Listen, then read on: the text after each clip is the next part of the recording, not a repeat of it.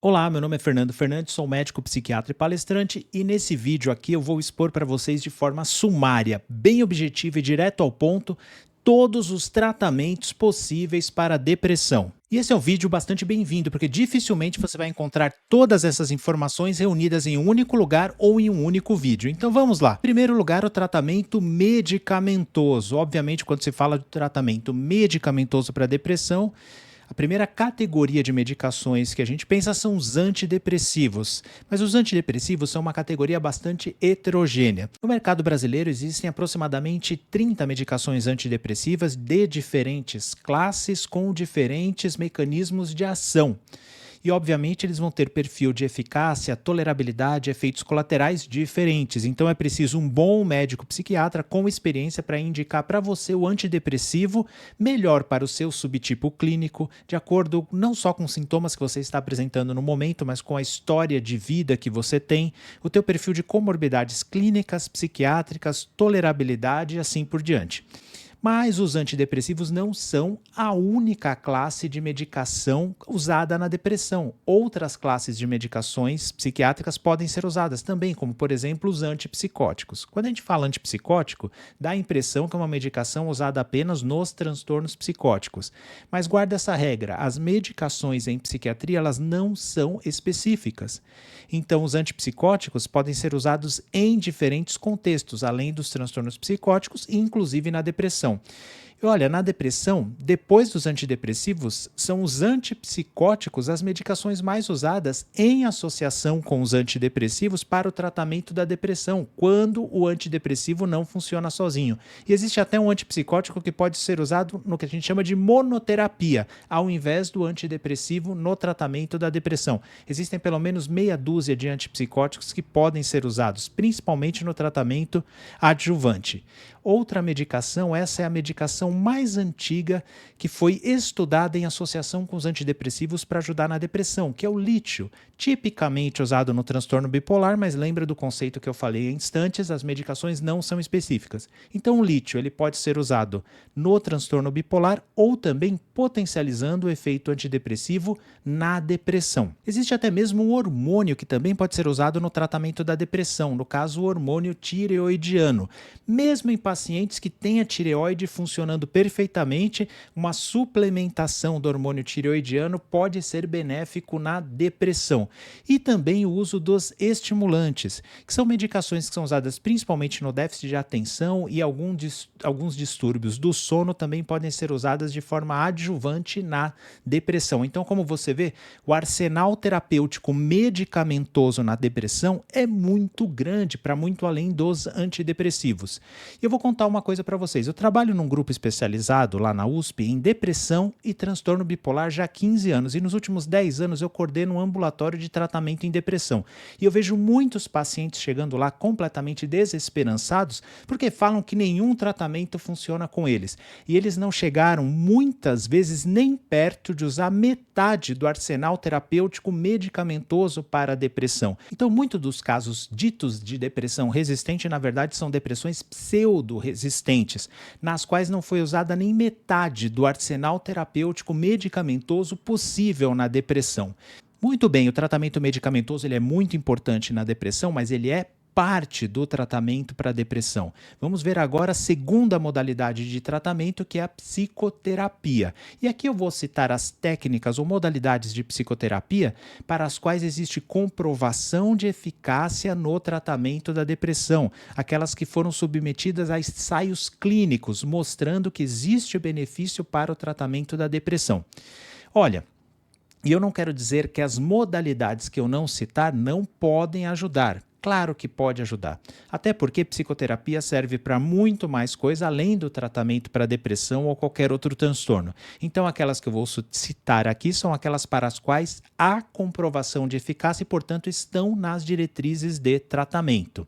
Muito bem, a terapia cognitivo-comportamental é a mais importante, é a mais citada, é uma indicação de modalidade de terapia de primeira linha para o tratamento da depressão. A psicoterapia interpessoal também está nas diretrizes de tratamento. O mindfulness, que é uma técnica meditativa, mas que foi abraçada também como uma modalidade de terapia, associada principalmente à terapia cognitivo-comportamental, e a terapia de ativação comportamental também faz parte do arsenal terapêutico, com comprovação de eficácia entre as modalidades ou linhas de psicoterapia para a depressão. E eu repito, outras linhas de psicoterapia, elas podem ser úteis? Claro que podem ser úteis. Algumas delas, inclusive, eu considero bastante úteis na abordagem do paciente. Aqui eu citei aquelas que têm comprovação de eficácia e que, portanto, estão nas diretrizes de tratamento. Vamos para a terceira modalidade de tratamento na depressão, e nessa modalidade o paciente tem um papel central muito mais do que nas outras, que é a mudança do estilo de vida, o manejo do estilo de vida. Aliás, a chamada medicina do estilo de vida tem ganhado muita evidência nos últimos tempos, e em psiquiatria principalmente. Muito bem, quais são as medidas de estilo de vida que são adequadas para ajudar no tratamento da depressão? Eu vou citar aqui, mas logo você vai perceber que são medidas para a saúde geral. A primeira coisa é o manejo adequado do estresse no trabalho. E uma das medidas para a gente ter menos estresse no trabalho é nós estarmos cada vez mais qualificados para aquele trabalho que nós vamos realizar. Não tem nada mais estressante no trabalho que é o sentimento de incapacidade, é o sentimento de que você não está dando conta e não está correspondendo às expectativas, desde que essas expectativas sejam realísticas. Manter-se estudando é fundamental para a nossa saúde cognitiva. E esse estudo pode ser um estudo que te qualifica para um trabalho melhor, pode ser um estudo que te faz aprender um novo idioma, pode ser o estudo de um hobby, como aprender um novo instrumento, ou pode ser uma leitura que vai te engrandecer a alma. Então, manter o estudo e a leitura é fundamental para manter as nossas funções cognitivas e mentais afiadas. Manter um hábito de alimentação saudável é fundamental. E me pergunto, Fernando, qual que alimentação, qual cardápio é bom para tratar a depressão?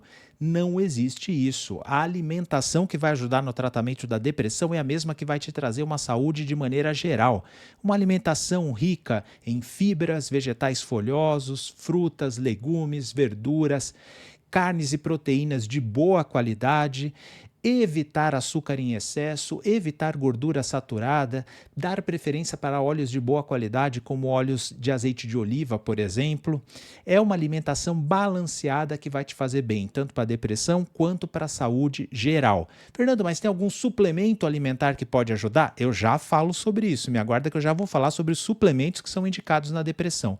Uma outra rotina, às vezes negligenciada, que é muito importante, é uma rotina adequada de sono. Me perguntam muito sobre a quantidade de sono necessária. Em geral, aí no mínimo 6 horas de sono é o mínimo recomendado. Em geral, 7 horas costuma ser habitual, até 8 horas de sono. Mas mais do que isso é a qualidade do sono. Se o teu sono não está de qualidade adequada, estou deixando na descrição uma live que eu fiz com o Dr. Caio Bonadio, que é um especialista em medicina do sono, e ele dá umas dicas de higiene do sono, que eu posso citar aqui. Por exemplo, exercício, rotina de exercício é fundamental, inclusive para ajudar no sono. Você pratica atividade física regular? Isso faz parte da sua rotina? Parabéns. Para quem não faz parte, precisa começar hoje. A hora de começar a fazer exercício, se você não faz, é sempre hoje. Os estudos mostram que começando com pelo menos 25 minutos, 3 vezes por semana, você já diminui uma série de riscos, inclusive os riscos à saúde mental. 25 minutos 3 vezes por semana já diminui, por exemplo, o risco de Alzheimer. Se essa atividade física é uma atividade aeróbica, ajuda na depressão, ajuda na ansiedade. E aí depois você aumenta isso. Se você conseguir aumentar para 150 minutos por semana, esses benefícios são potencializados. Coloque isso na rotina. E a sua rotina saudável também tem que incluir um tempo de qualidade para sua família e amigos. Porque não há nada mais importante na vida do que isso. Para quem tem uma vida espiritual, precisa incluir também uma dedicação à sua vida espiritual, que isso faz bem também. Fé quem tenha. Quem tem uma vida espiritual não pode negligenciar isso também. Olha, o estudo de Boston, que eu gosto de citar sempre, mostra que nada é mais importante para nossa satisfação com a vida do que a qualidade dos vínculos que nós formamos ao longo da vida. Então, dedique um tempo na sua rotina para investir energia e tempo, atenção para família e amigos.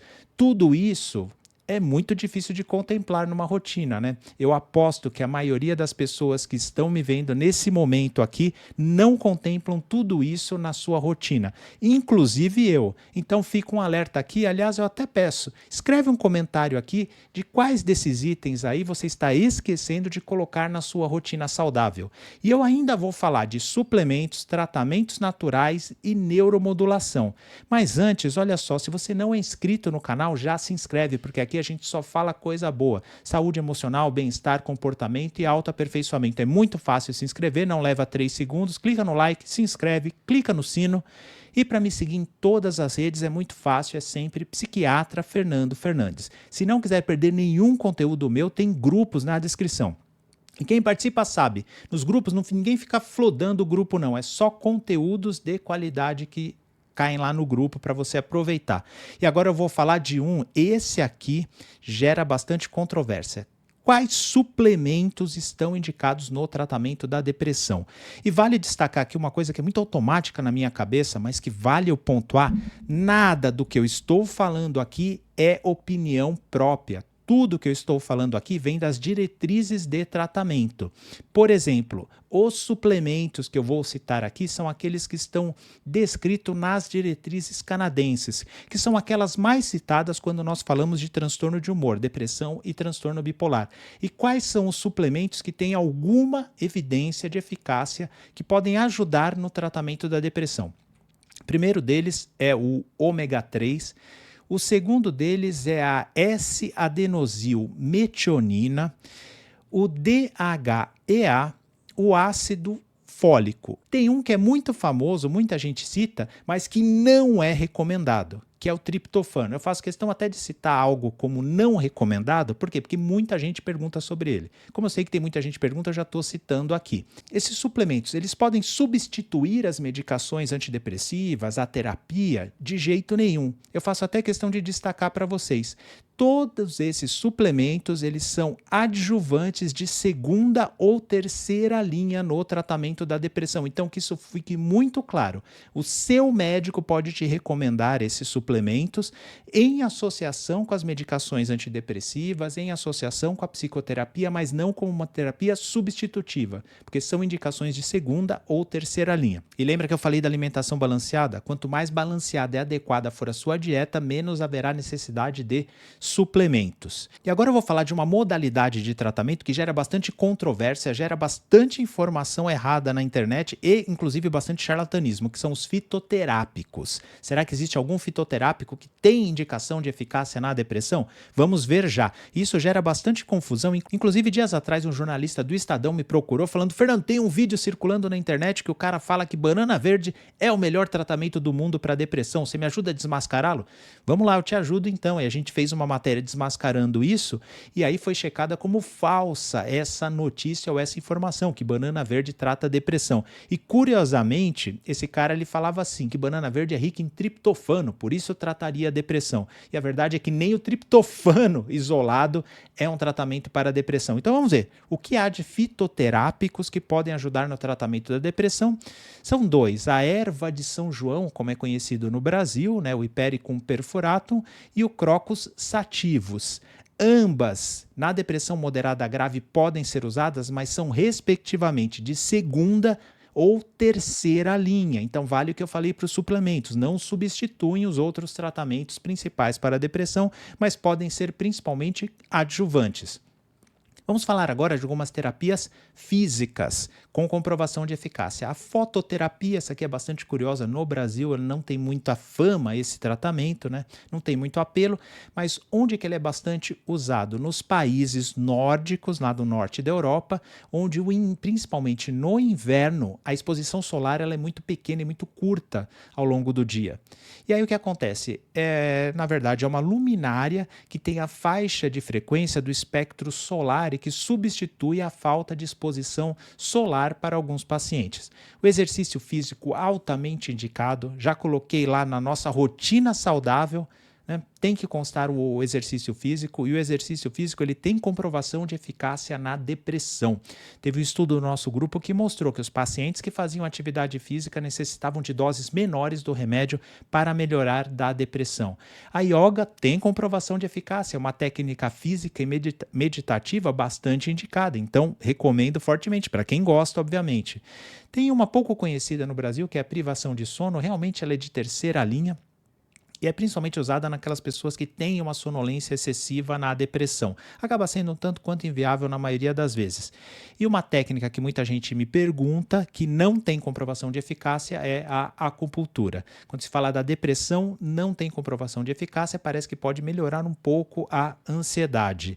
E lembrando, alguma dessas técnicas substitui o tratamento principal? De jeito nenhum. Quando a gente fala na depressão moderada a grave, são todas indicações de segunda ou terceira linha. Muito bem-vindas, mas não substituem os tratamentos principais, a não ser a fototerapia, que é uma indicação de primeira linha na depressão sazonal, que é aquela depressão que acontece no inverno, que não é comum no Brasil. Quinta modalidade é a neuromodulação. Muita gente me pergunta sobre isso, que são basicamente as estimulações elétrica e magnética. Uma das formas de estimulação elétrica é o ECT, ou também chamada eletroconvulsoterapia, que é indicada como uma estratégia de resgate em casos de depressão grave, em casos de depressão com sintomas psicóticos, em caso de depressão com sintomas catatônicos ou depressões nas quais o paciente tem algum risco. É muito indicada a eletroconvulsoterapia, mas não apenas para depressão, é usada também nos transtornos psicóticos, é usada também no transtorno bipolar. Outra que me perguntam muito, a estimulação magnética. A partir do momento que os primeiros ensaios antidepressivos falham num paciente, já está indicada a estimulação magnética para quem tem acesso a esse tipo de recurso. Tem muito pouco efeito colateral. Em comparação com a eletroconvulsoterapia, na eletroconvulsoterapia pode haver um pouco de amnésia durante o uso e nos meses que se seguem. No caso da estimulação magnética, isso não acontece. Então, é um recurso bastante usado e bastante útil. E tem também a estimulação de corrente contínua, na qual a pessoa usa como se fossem uns eletrodos, sabe aqueles que a gente usa para fazer o eletrocardiograma? E que eles proporcionam aí uma estimulação elétrica que pode ajudar no tratamento da depressão. Existem também técnicas de neuromodulação cirúrgica, como por exemplo a estimulação do nervo vago. Pouca gente conhece isso, mas existe uma cirurgia que estimula com um marca-passo. Sabe o marca-passo de uma pessoa que tem arritmia cardíaca? Então, é um marca-passo parecido com aquele que provoca um estímulo elétrico num nervo e como o Dr. Antônio de Sales, o neurocirurgião, usa de uma maneira didática, é como se esse estímulo fosse via USB pelo nervo vago para o cérebro e ajudaria no tratamento da depressão. Outras modalidades que estão em investigação, então que fique claro, estão em investigação, mas que parecem ser promissoras, a estimulação cerebral profunda, na qual se introduz um eletrodo diretamente no cérebro, e a estimulação é direta no cérebro, ou a estimulação chamada do nervo trigêmeo. Sobre a estimulação do nervo trigêmeo, que é um nervo craniano, houve um estudo brasileiro do qual eu tive o prazer de ser o psiquiatra desse estudo. Foi feita essa cirurgia em 20 pacientes. Foi o grupo do Dr. Antônio de Sales e da doutora Alessandra Gorgulho que fizeram essa cirurgia e deu um resultado positivo que logo está saindo aí nas revistas científicas, mas são coisas que estão em investigação. E uma sexta modalidade são a cetamina e a escetamina, que são medicações originalmente lá da anestesiologia. São anestésicos que nas últimas décadas foram muito estudados em seu efeito antidepressivo, que é um efeito rápido, potente, porém questiona-se aí se é um efeito duradouro. Então é uma ótima estratégia de resgate para principalmente pacientes que estão muito graves, principalmente pacientes que estão em risco. Ele produz uma rápida e intensa melhora, mas parece que o seu efeito ele é fugaz, então ele é ótimo para tirar a pessoa do pior momento, enquanto as outras modalidades de terapia vão fazendo efeito. Eu espero com isso ter atingido o meu objetivo de falar de todos os tratamentos possíveis para a depressão com comprovação de eficácia e indicação nas diretrizes. E eu acho esse vídeo aqui bastante útil, por quê? Porque essas informações muitas vezes estão espalhadas na internet ou há informações inverídicas também, levando as pessoas a enganos e falsas esperanças. E se algum tratamento não foi citado aqui, existem 3 alternativas para isso. 1. Pode ser uma completa besteira. 2. As evidências de eficácia são tão pequenas que não vale a pena ser citado.